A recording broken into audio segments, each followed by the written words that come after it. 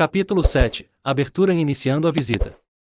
Neste capítulo, quero examinar mais atentamente a abertura. Para ser honesto, a equipe de pesquisa da Ultvite não achava o estágio da abertura da visita muito interessante, quando comparado às áreas centrais de investigação e demonstração de capacidade. Talvez este seja um viés pessoal nosso. De qualquer modo, isso significa que fizemos muito menos pesquisa sobre esse estágio que sobre os outros três.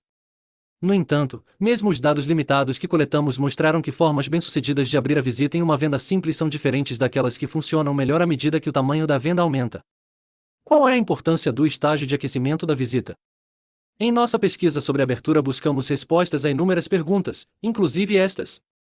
É verdade que as primeiras impressões causadas em uma visita de vendas são cruciais para o seu sucesso? Antes de examinar essas perguntas, é preciso notar que ao discutir a abertura na venda maior, este capítulo simplifica a situação, tratando principalmente dos primeiros encontros com novos clientes. Como sabemos, evidentemente, a maioria das vendas maiores envolve várias visitas e provavelmente seja com clientes com quem já estabelecemos relacionamento. Com alguns grupos de vendedores de contas importantes que conheço, menos de 5% de suas visitas eram o primeiro encontro com novos clientes. Entretanto, os fatores que influenciam a abertura na venda multivisitas não foram pesquisados, até onde sei, por ninguém. Parece provável que à medida que o ciclo de vendas progride, seja com clientes antigos ou novos, o impacto da abertura diminui porque a relação se tornou bem estabelecida. Contudo, ninguém sabe ao certo e prefiro evitar especulação. Em consequência, vou me concentrar em áreas sobre as quais existem dados. Apesar de não termos pesquisas sobre o impacto da abertura ao longo de um ciclo de vendas, temos informações sobre como abrir primeiras visitas a novos clientes tanto em vendas grandes quanto em pequenas. Primeiras impressões. Há evidências que sugerem que as pessoas reparam muito menos nos primeiros estágios de uma interação do que imaginamos. Muitos dos velhos livros sobre vendas enfatizam a importância de uma aparência inteligente e sugerem que as primeiras impressões levarão à venda, ou a impedirão, mas a maioria das pesquisas recentes sugere que as impressões iniciais são muito menos importantes do que os escritores antigos alegaram. Isso não quer dizer que compensa ser desleixado ou ter má aparência. Vestir-se razoavelmente bem é provavelmente sensato. Entretanto, não acredito que detalhes mínimos farão uma grande diferença ao seu sucesso em vendas no estágio preliminar da venda. Como vimos, as impressões mais duráveis e de longe, mais importantes, formam-se durante o estágio de investigação. Nos primeiros estágios de uma interação com outra pessoa, geralmente estamos tão sobrecarregados de informações que nos esquecemos rapidamente de algumas coisas óbvias ou nem reparamos nelas. Quantas vezes você foi apresentado a alguém e, 10 segundos depois, se esqueceu do nome dele ou dela? Por que você deveria se esquecer de algo tão importante quanto um nome? Porque sua mente está repleta de outras coisas, como o que você vai dizer em seguida. Não há espaço, literalmente, para todos os detalhes disponíveis. Muitas impressões potencialmente importantes são acumuladas nos momentos iniciais de um encontro. É difícil obter dados exatos sobre a importância das primeiras impressões, por isso vou dar minha opinião a partir da observação do início de centenas de visitas de vendas. Inúmeras vezes observei visitas bem-sucedidas que começaram de modo indescritível e até esquisito e aberturas impecáveis não chegarem a lugar nenhum. Com o passar do tempo, chego a duvidar da importância das primeiras impressões durante o estágio preliminar da visita. Não acredito mais que as primeiras impressões possam fazer ou destruir o sucesso em vendas maiores. Pode ser que coisas como a aparência ou as palavras iniciais sejam importantes em vendas bem pequenas. Um amigo estava fazendo uma venda de porta em porta de cartões de Natal, para captar recursos para uma instituição de caridade. Acredito nele quando diz que havia relação direta entre a maneira como os voluntários se vestiam e quanto vendiam. Um dia, contou ele, insistiu para que todos usassem suas melhores roupas. As vendas subiram 20%. Contudo, não espere que um terno elegante e uma boa frase de abertura acrescentem 20% ao seu volume de vendas, se você está vendendo para uma conta importante, aberturas convencionais. Desde a década de 1920, os vendedores têm sido ensinados de que há duas formas bem-sucedidas de abrir uma visita. Relacionar-se com os interesses pessoais do comprador. A sabedoria convencional de vendas diz que se alguém puder, de alguma forma, tocar em uma área de interesse pessoal, então poderá formar um relacionamento mais rapidamente e o êxito da visita será maior. Por exemplo, se um comprador tem a fotografia dos filhos sobre a mesa, discutir assuntos da família, se há um troféu de golfe no escritório, falar sobre golfe. Fazer uma afirmação sobre o benefício na abertura. Começar com uma frase forte sobre os efeitos que o produto pode oferecer. Por exemplo, você poderia dizer, em senhor cliente, a produtividade no mercado atual é a preocupação central de executivos importantes como o senhor, e nosso produto contribuirá para a sua produtividade. Nossas evidências sugerem que, embora esses dois métodos possam ter sucesso em vendas menores, há poucos indícios de que eles vão ajudar quando a venda é maior. Vamos analisar essas evidências. relacionando-se com interesses pessoais. Em um dos primeiros estudos da Autovite, executado parcialmente pelo Imperial Group, tentamos estabelecer se as pessoas que construíam bons relacionamentos, como resultado, fariam mais vendas. Descobrimos que os vendedores que lidavam com sucesso com pequenas lojas de varejo em áreas rurais pareciam contar bastante com fatores pessoais em suas vendas. Medimos o número de vezes que cada vendedor se referia a um fato ou incidente relacionado com a vida pessoal do cliente. Por exemplo, o vendedor poderia perguntar: está gostando das aulas de hipismo? Ou a perna de Joe melhorou? Em áreas rurais, onde o tamanho da venda era pequeno, os vendedores bem-sucedidos usavam mais referências pessoais do que aqueles que tinham menor sucesso. Logo, podemos concluir com segurança a validade do antigo ditado: se alguém faz referências a pontos de interesse pessoal, isso contribui com a venda. Contudo, nas lojas grandes em zonas urbanas, onde a venda média era mais do que 5 vezes maior, era outra história. Não descobrimos relação entre sucesso e referência a questões pessoais. Portanto, parecia que estabelecer relação com os interesses pessoais do comprador poderia ser uma técnica menos eficaz em vendas maiores. Entretanto, eu não estava satisfeito com esse estudo. Por inúmeras razões técnicas, tivemos de ser cautelosos com nossa interpretação. Por exemplo, os vendedores rurais geralmente tinham tempo de casa mais longo e rotatividade mais baixa, o que significa que eles estavam no trabalho há mais tempo e, portanto, tinham mais oportunidade de descobrir informações pessoais sobre seus clientes. Os próprios clientes rurais eram menos ocupados que seus colegas em áreas urbanas, portanto, eles tinham mais tempo para conversar. No entanto, este estudo levantou algumas questões. Possivelmente, isso era válido na década de 1920, data de publicação da teoria, quando as pessoas compravam daqueles com quem se relacionavam pessoalmente, amigos faziam negócio com amigos. Mesmo nos meros 15 anos que estudo vendas, notei uma mudança clara. Há 15 anos os compradores me diziam: compro de Fred porque gosto dele.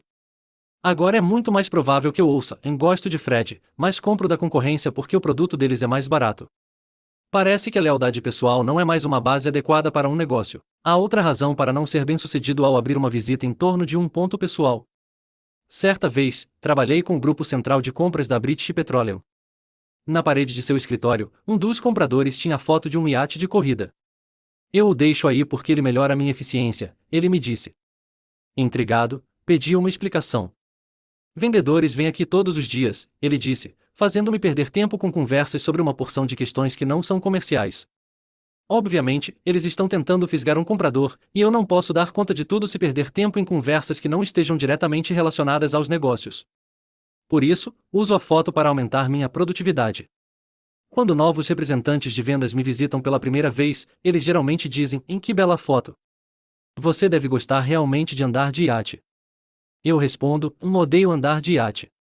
Esta foto está aí para me lembrar do tempo que se perde na água. Agora, por que você queria me ver? Talvez este seja um caso extremo, mas ouvi muitos outros compradores profissionais reclamarem de vendedores que começam visitas tentando cultivar áreas de interesse pessoal. A última coisa que um comprador ocupado deseja é dizer ao 10º vendedor do dia tudo sobre seu último jogo de golfe. Quanto mais tempo de casa tiverem as pessoas para quem se está vendendo, mais elas acharão que seu tempo está sendo desperdiçado, e é possível gerar mais impaciência, detendo-se em áreas não profissionais. Há, ainda, outra razão. Muitos compradores suspeitam de pessoas que começam levantando áreas de interesse pessoal. Eles acham que os motivos do vendedor não são sinceros o suficiente e que está em uma tentativa de manipulação. Não estou dizendo que não se deve jamais começar uma visita de vendas conversando sobre interesses pessoais de um comprador. Às vezes, principalmente se o comprador toma a iniciativa de falar de algo pessoal, é a coisa certa a fazer e, como vimos, pode haver um impacto geral positivo no sucesso em vendas menores, quando são levantadas questões pessoais. Como conselho geral, porém, sugiro o cuidado de não usar demais esse método em vendas maiores. Declaração inicial de benefício. Muitos programas de treinamento em vendas ensinam que a maneira mais efetiva de começar a visita é fazer uma declaração inicial de benefício para atrair o interesse do comprador com o benefício potencial de seu produto ou serviço. Por isso, eu poderia dizer: Sr. Wilson, para um executivo ocupado como o senhor, eu sei que tempo é dinheiro e estou certo de que gasta muito tempo procurando números de telefone e discando. Com o discador automático Hacker eu poderia ajudá-lo a poupar tempo. Se for bem feita, a declaração inicial do benefício pode parecer positiva e profissional. Entretanto, esta é uma forma efetiva de abrir visitas? Embora a ideia da declaração inicial de benefício seja bem antiga, consegui identificá-la há 30 anos e poderia retroceder ainda mais. Sua enorme popularidade como abertura foi trazida pelo programa Sistema de Aprendizagem Xerox, o Professional Selling Skills, a PSS. Esse programa foi amplamente utilizado e seus desenvolvedores alegaram que as pesquisas mostravam que as visitas tinham mais probabilidade de serem um sucesso se começassem dessa forma, usando, como eles a chamaram, uma declaração inicial de benefício. Não verifiquei a pesquisa em detalhes, por isso não posso comentar sobre sua validade. No entanto, sei que a investigação sobre a qual o programa se baseou aconteceu no setor farmacêutico, em que o tempo médio de visita era de apenas 6 minutos. Se alguém tem apenas 6 minutos de tempo do comprador, então certamente é preciso uma forma concisa de ir direto ao ponto da visita. Contudo, o mesmo poderia ser válido em vendas maiores, quando a visita individual dura, em média, 40 minutos. A Autovite começou a investigar esse fato. Observamos mais de 300 visitas, notando se o vendedor usava ou não a declaração inicial sobre o benefício. Então, usando o procedimento descrito no capítulo 1, dividimos as visitas entre aquelas que deram certo e as que não deram. Se as declarações de benefício feitas de início tornassem as visitas mais bem-sucedidas, como o programa PSS alegava, então deveríamos constatar que as visitas mal-sucedidas tiveram menos declarações iniciais de benefício que aquelas que tiveram êxito. Não foi o que constatamos. Em nossos estudos, não houve relação, em um sentido ou em outro, entre o uso das declarações iniciais de benefício e o sucesso da venda. Por que esse método que parece útil, da declaração inicial de benefício, não estaria relacionado ao sucesso? Decidimos examinar mais detalhadamente. O que descobrimos foi o seguinte: os vendedores mais bem-sucedidos que estudamos abriam cada visita de uma forma diferente. Às vezes, eles usavam uma declaração de benefício no início, mas frequentemente usavam outro ponto de partida. Pessoas menos eficazes eram aquelas que tendiam a abrir toda a visita da mesma forma. Era provável então que os vendedores que começavam todas as visitas com uma declaração inicial de benefício fossem menos bem-sucedidos que aqueles que usavam a técnica ocasionalmente. Vendas maiores significam multivisitas, com frequência, várias ao mesmo cliente, e logo, é extremamente importante não usar uma abertura padrão mais de uma vez com a mesma pessoa.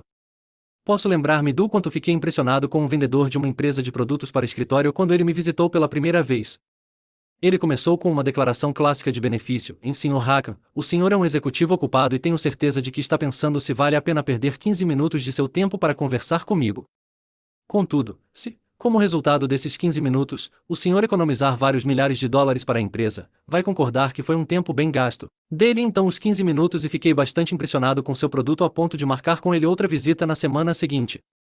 Nessa visita, na presença de meu gerente, ele começou: em Sr. Hakan, sei que é ocupado, mas se puder usar 15 minutos de seu tempo para mostrar como sua empresa pode economizar milhares de dólares. A própria abertura que causou uma impressão tão positiva da primeira vez agora parecia mecânica e irritante. Há outra razão para a declaração inicial de benefício ser ineficaz.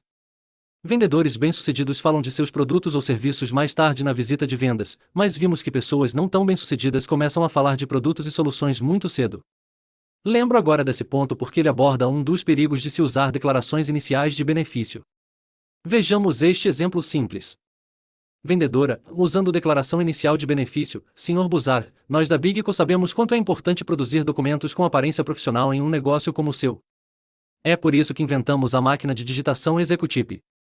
Usando um novo sistema especial, a Executive dá um acabamento muito mais refinado aos seus documentos do que se podia obter com processadores de textos convencionais. Comprador, em fazendo perguntas: ela usa uma esfera margarida? Vendedora, introduzindo detalhes do produto: não, é um processo de jato de tinta. Comprador, ainda fazendo perguntas: jato de tinta? Isso deve ser muito caro, Sra. Simpson. Quanto custa? Vendedora, forçada a entrar na questão de preço logo no início da visita: é um pouco mais cara que os métodos convencionais, mas também tem. O que aconteceu? Ao fazer uma declaração inicial de benefício, a vendedora caiu na armadilha de duas formas. Ela foi forçada a falar sobre detalhes do produto cedo demais, antes de ter a oportunidade de construir valor, usando perguntas spin.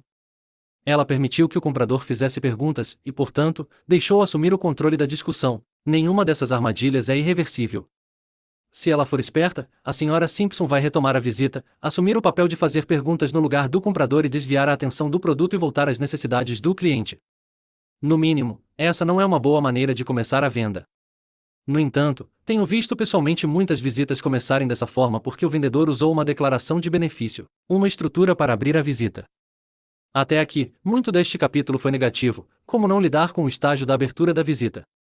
Agora, vamos voltar nossa atenção aos aspectos positivos. O que a pesquisa da Autuvite recomenda como a melhor forma de abrir visitas? Obviamente, como sugeri, variar é importante. Não existe uma única técnica melhor de abertura. No entanto, há uma estrutura que as pessoas bem-sucedidas usam, focando o objetivo. Vamos examinar o objetivo do estágio de abertura de uma visita. Qual é o propósito de uma abertura? De maneira mais simples, o que você está tentando fazer é obter o consentimento do cliente para passar para a próxima fase, o estágio de investigação. Queremos que os clientes concordem que é legítimo fazer algumas perguntas a eles. Para tanto, é preciso estabelecer: quem é você? Por que você está aqui, sem dar detalhes de produto, seu direito de fazer perguntas? Obviamente, há várias maneiras de abrir a visita, mas o fator comum à maioria das aberturas é que elas levam o cliente a concordar que você deveria fazer perguntas. Ao fazer isso, boas aberturas o impedem de entrar em argumentações detalhadas sobre produtos ou serviços. No início da visita, você deve estabelecer seu papel como alguém que busca informações e o papel do comprador como aquele que as fornece, tornando as aberturas eficazes. As aberturas, como vimos, não desempenham um papel crucial na venda maior. O teste mais importante para determinar se as aberturas estão sendo conduzidas com eficiência é se os seus clientes estão contentes, de modo geral, em ir em frente e responder às perguntas. Nesse caso, você provavelmente esteja lidando com esse estágio da visita de uma forma aceitável.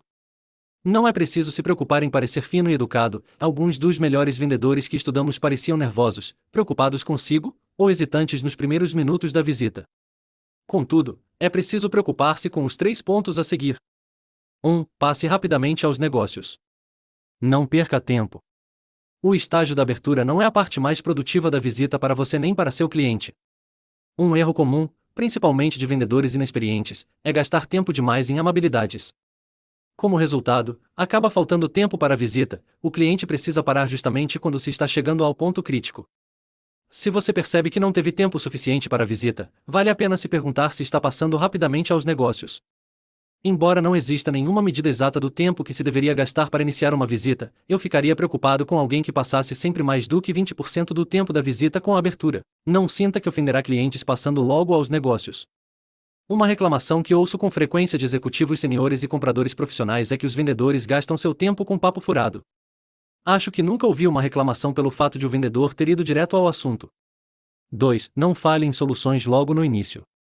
Uma das falhas mais comuns em vendas é falar sobre as soluções e capacidades cedo demais. Como vimos nos capítulos anteriores, oferecer soluções cedo demais gera objeções e reduz demais as chances de sucesso da visita. Quantas vezes você se vê discutindo produtos, serviços ou soluções com o cliente durante a primeira parte da visita? Se isso acontece com frequência, então pode ser sinal de que não está lidando satisfatoriamente com a abertura. Se, em seu caso, geralmente é o cliente quem faz as perguntas e você está no papel de fornecer dados e explicações, então é provável que não tenha estabelecido direito o seu papel de indagador durante a abertura. É preciso questionar se a abertura da visita estabelece que é você quem deveria fazer as perguntas. Se isso não estiver firmado, deve-se mudar a forma de abrir visitas de modo que o cliente aceite que você fará algumas perguntas antes de falar sobre as capacidades que pode oferecer. 3. Concentre-se nas perguntas. Nunca se esqueça de que as aberturas não são a parte mais importante da visita.